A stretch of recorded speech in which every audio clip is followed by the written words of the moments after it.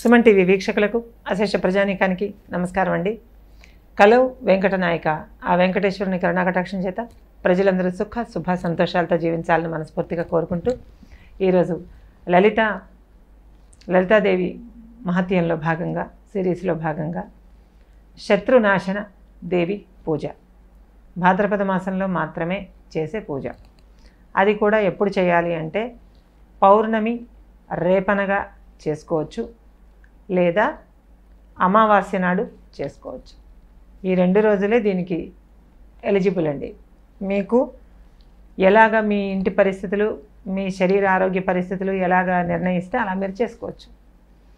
అయితే ఇది పూర్తిగా శత్రునాశన పూజ కాబట్టి, సంకల్పం శత్రునాశనం కాబట్టి అమావాస్య నాడు చేసుకోవచ్చు, ఆ రోజు కూడా చేసుకోవచ్చు, 2 సార్లు చేసుకోవచ్చు. మళ్ళీ పంచపర్వాలు అంటాం కదా, అందులో మిగిలి ఉన్నటువంటి బహుళ అష్టమి నాడు కూడా చేసుకోవచ్చు. ఇలా 3 రోజులు చేసుకుని శత్రు బాధల నుంచి విముక్తి పొందవచ్చు, ఏదో ఒకరోజు చేసుకుని కూడా పొందవచ్చు.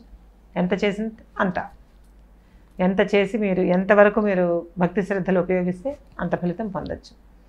అయితే ఈ పూజ ఎట్లా చేసుకోవాలి అంటే, ఈ పూజ పగలంతా ఉపవాసం ఉండి, నేను ఎప్పుడు చెప్పే మాదిరిగానే పేషెంట్లు అయితే మాత్రం ఏదో ఒకటి తిని తాగి, అన్నం కాకుండా పళ్ళు, తర్వాత డ్రై ఫ్రూట్స్, పళ్ళు, పాలు, టీ, కాఫీలు ఏమన్నా తీసుకుని మీ అనుకూలంగా ఏదైతే అది తీసుకుని మీరు ఈ పూజ చేసుకోవచ్చు. సాయంకాలం పూజ చేస్తాం, ఇది ఉదయం కాదు. ఈ పూజ ఎప్పుడు చేసుకోవాలి అంటే సాయంత్రం సూర్యాస్తమయం దగ్గర నుంచి 1:30 లోపు, అంటే 6 నుంచి 7:30 లోపు ఈ పూజ చేసుకోవాలండి. దీనికి మనకి ఏమిటి ముఖ్యమైనటువంటి పదార్థం ఏం కావాలి అని అంటే ఎర్రటి సింధూరం కావాలండి. గంగ సింధూరం కాదమ్మా, మర్చిపోవద్దు, ఎర్రటి సింధూరం. ఈ ఎర్ర సింధూరం మనం రంగుల్లో ఉపయోగించేసేటటువంటి కెమికల్ సింధూరం కంటే పూజా సామాగ్రి షాపుల్లో దొరికి ఖచ్చితమైన సింధూరం మీకు నమ్మకం ఉన్నది ఏదైనా ఉంటే అక్కడ తీసుకోండి, బాగుంటుంది, ఫలితం కూడా బాగుంటుంది. కేవలం మైదాపిండి రంగు వేసి అమ్మేసే అటువంటి కుంకుమల్లో ఉపయోగం పెద్దగా ఉండదు, అది రంగు పూజ చేసినట్టు అవుతుంది.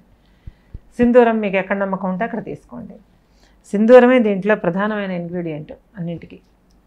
కాబట్టి ఒక 1/4 కేజీ సింధూరం తీసుకోండి. మీరు ఈ పూజ 3 రోజులు చేసుకోదలుచుకుంటే కొంచెం ఎక్కువ తీసుకోండి. ఒక్కసారే చేసుకోదలుచుకుంటే ఒక 100 గ్రాములు తీసుకోండి, సరిపోతుంది. దీనికి మీరు చేయవలసిందల్లా పూజ ఆయిల్ ఏదైతే మీరు దీపానికి కొబ్బరి నూనె వాడతాం కదా, మనం కొబ్బరి నూనె దీపానికి, ఆ రోజు దీపానికి ఏదైతే ఏకవర్తి దీపం అంటాం కదా, సింగిల్గా ఉండి మధ్యలో వెలుగుతుంది శక్తి దీపం, ఆ శక్తి దీపాలే వెలిగించాలి ఈ పూజకి. పంచముఖాలు కానీ వేరే వేరే కుబేర దీపాలు కానీ వేరే వేరే ఇంకే దీపాలు కానీ పనికిరావండి, గుర్తుపెట్టుకోండి. అది చక్కగా 4 అంగుళాలు కానీ 8 అంగుళాలు కానీ 12 అంగుళాలు కానీ మీ ఇష్టం, మీ అవసరాన్ని బట్టి, మీ దేవుడి అలవాటుని బట్టి ఏది చేసుకుంటే అది ఏకవర్తి దీపం. అంటే మధ్యలో ఇలాగ కుండీలో ఉండి మధ్యలో ఉంటుంది బత్తి పెట్టుకునేటటువంటి ఏర్పాటు. అందులో వత్తి వేస్తే అది నిలువుగా వెలుగుతుంది, ఊర్ధ్వముఖ జ్వాల నిలువుగా వెలుగుతుంది. అది శక్తి దీపం అంటారు దాన్ని. శక్తి దేవతలకి అదే దీపం పెడతాం. ఆ దీపాన్ని మీరు ఏ ఆయిల్ అయితే ఉపయోగిస్తారో ఆ ఆయిల్లో, ఆ ఆయిల్ ఉనికి తెలియకుండా, అంటే ఆయిల్ ఇది ఫలానా ఆయిల్ అని మనకే గుర్తింపు లేకుండా 1 స్పూన్ కానీ 2 స్పూన్లు కానీ సింధూరం వేసి కలిపేయాలండి. ఎర్రటి ఆయిల్ అంటే చూపులకి రక్తంలా ఉంటుంది ఆయిల్. అలాంటి ఎర్రటి ఆయిల్ తయారు చేసుకోండి అమ్మా. ఫస్ట్ మధ్యాహ్నం చేసేసుకోండి, సాయంత్రం మళ్ళీ ఆ పుణ్యకాలం కాస్త గడిచిపోతుంది. ఎందుకంటే సాయంకాలం సూర్యాస్తమయం అయ్యాక 1:30 టైము, అందులో ఈ ఏర్పాట్లన్నీ అవ్వవు కదా. ఎట్లాగా మనకు ఫుడ్ పని ఉండదు కాబట్టి ఈ ఏర్పాట్లన్నీ సాయంత్రం 4కి చేసుకోవచ్చమ్మా. ఈ ఆయిల్లో చక్కగా సింధూరం కలిపేసి రెడ్ ఆయిల్ తయారు చేసుకోండి. ఇది ఫస్ట్ స్టెప్. ఇక 2వ స్టెప్ ఏంటి అంటే, మీరు గులాబీ పువ్వులు ఎంచుకున్నా, ఇంకే రకమైన పువ్వులు ఎంచుకున్నా, చిన్న పువ్వులు ఎంచుకున్నా, పెద్ద సైజు పువ్వులు ఎంచుకున్నా, ఏది ఎంచుకున్నా అవి సింధూరాన్ని చిక్కగా కలిపేసి, వాటర్తో కలిపేసి ఈ పూలని అందులో డిప్ చేసేయండి. ముంచేస్తే సింధూరంలో ముంచినటువంటి ఎర్రటి పూలు వస్తాయి.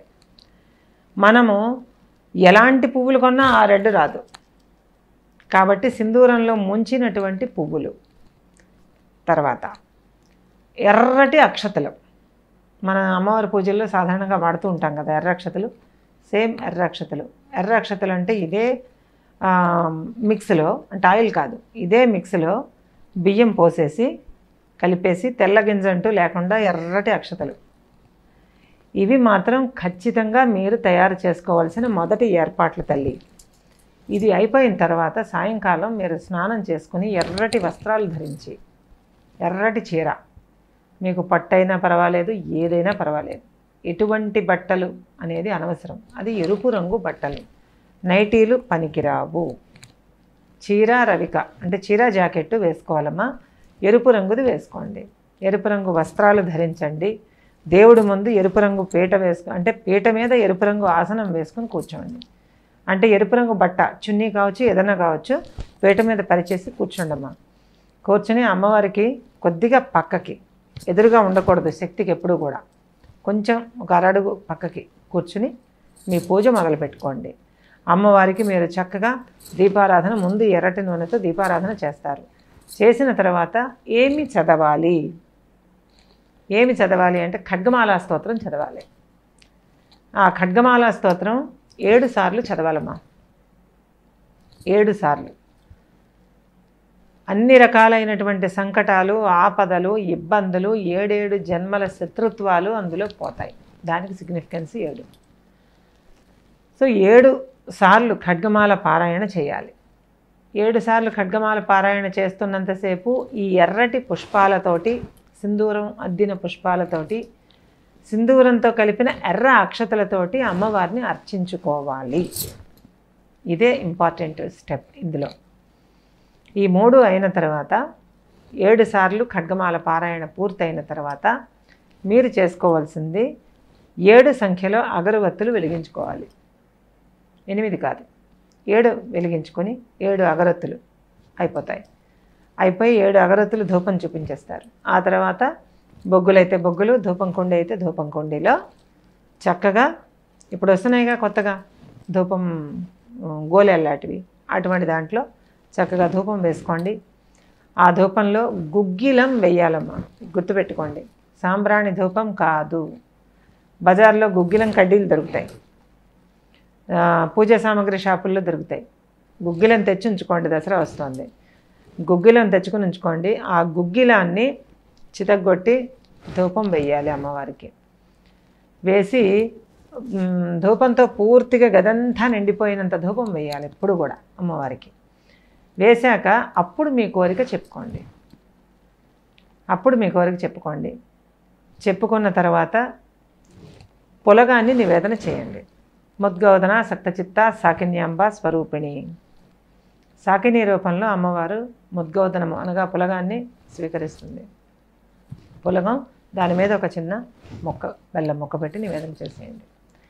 ఒకవేళ శ్వాసకోశ వ్యాధులు ఉన్నవాళ్ళు, తర్వాత ఈ ఇస్నోఫిలియా ఉన్నవాళ్ళు, డస్ట్ ఎలర్జీ ఉన్నవాళ్ళు ధూపాన్ని భరించలేరు. అలాంటి వాళ్ళు గొంతు మీదకి తెచ్చుకోకండి అమ్మ దయచేసి. అలాంటి ఇబ్బందులు ఏవైనా ఉన్నవాళ్ళు, పొగకి ఊపిరాడని బాధలు ఉన్నవాళ్ళు, మీ పనంతా అయిపోయిన తర్వాత ధూపం వేసి దేవికి చూపించి అక్కడ పెట్టేసి మీరు బయటకు వచ్చేయండి.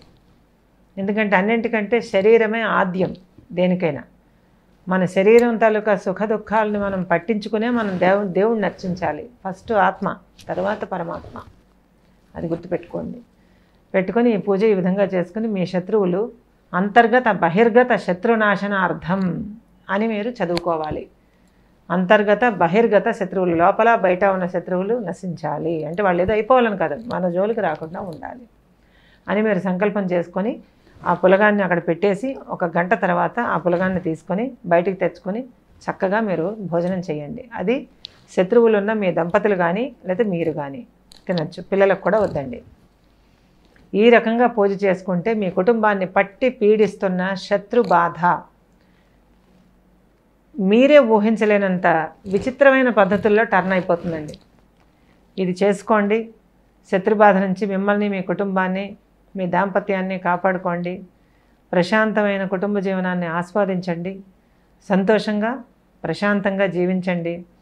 ఆ లలితామాత కృపా కటాక్షాలు దేవీ ఖడ్గం రూపంలో మీకు రక్షణ కల్పిస్తాయని చెబుతున్నాను. ఇది ఆచరణ సాధ్యమైనటువంటి పూజ, చాలా అతి విశేషమైనటువంటి పూజ.